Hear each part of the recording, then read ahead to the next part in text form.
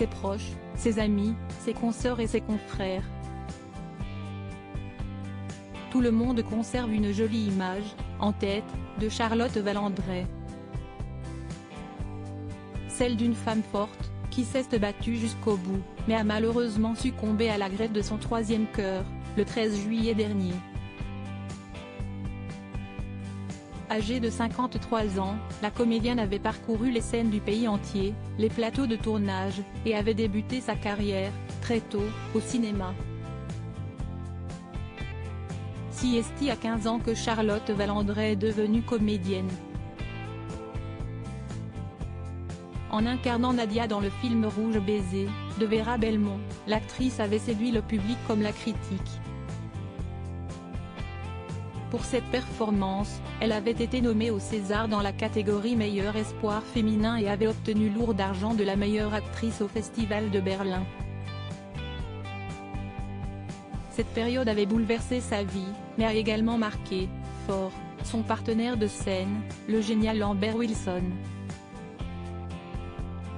C'était disproportionné, c'était une adolescente. On a vécu ensemble l'histoire merveilleuse du film, ce prix à Berlin, se souvient-il auprès du Télégramme.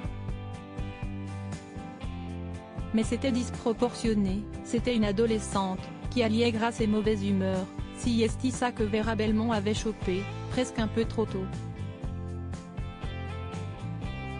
C'est à la suite de ce premier succès que Charlotte Vallandrey a déménagé dans la ville de Paris et qu'elle a rencontré, 2 ans plus tard, celui qu'elle surnommait le prince gothique dans ses écrits, le membre d'un groupe de rock connu qui lui a transmis le VIH, dont elle n'a jamais révélé l'identité pour éviter les problèmes. Sa mort m'a bouleversée. Depuis la sortie de son livre L'amour dans le sang, en 2005, Charlotte Vallandrey était devenue, malgré elle, le porte-drapeau d'une lutte contre la maladie. Sa mort m'a bouleversée, elle était incroyablement courageuse et naturelle, rappelle Lambert Wilson. Elle était brave de raconter et défendre son histoire comme elle l'a fait. Retrouvez l'interview intégrale de Lambert Wilson dans le journal Le Télégraphe.